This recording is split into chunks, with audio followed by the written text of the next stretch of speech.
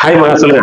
Sir, இப்ப இருக்கிற general நாலேஜ்ல வந்து ஏஐ பத்தி நீங்க என்ன ஒரு டிரான்ஸ்ஃபார்ம் பண்ணி உங்களுக்கு கிடைக்கும்ன்ற மாதிரி நீங்க எக்ஸ்பீரியன்ஸ் இருக்கு, அதை பத்தி எக்ஸ்பிளைன் பண்ணுங்க சார்.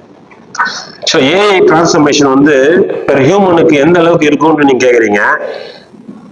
நான் வந்து ஒரு அட்வர்டைஸ்மெண்ட்டோ இல்லை இந்த ஃபீல்டு இருக்கணும் சொல்ல, ஏஐ வந்து ஒரு மிகப்பெரிய ஒரு வரம் தான் நான் சொல்லுவேன் வருங்காலத்துக்கு. ஏஐ மூலயமா நீங்க எந்த லெவலில் பண்ண போகலாம். ஏஐ வந்து ஒரு வெல்த் ஜென்ரேட்டர். இது நான் ஒன்றும் சொல்லலை, ஓப்பனியோட சாம் ஹால்ட்மன் சொல்லியிருக்காரு, எல்லாருமே சொல்றாங்க. ஏஐ வந்து ஒரு வெல்த் ஜென்ரேட்டர். அது என்ன பண்ணி இருக்குன்னா, சம் சீக்ரெட்ஸ், சம் நாலேஜ் அதை வந்து டெமோக்ரைஸ் பண்ணிடுச்சு.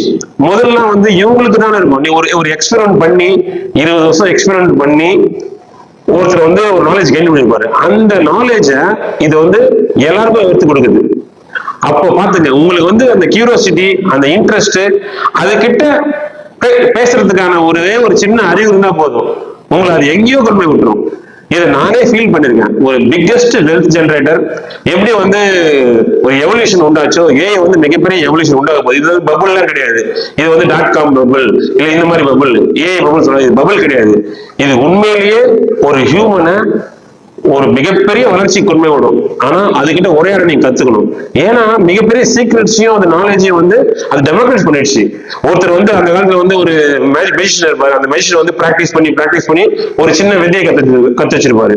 அந்த விதை என்ன சொல்றது, 20 வருஷமா அவர் பண்ண விதைய இன்னைக்கு நீங்க அதை கேட்க, அந்த கேள்வி விதை கரெக்டாக சொல்லிடுவோம் உண்மையை. சோ மிகப்பெரிய ஒரு பிளஸ். ஏய், தேங்க்யூ.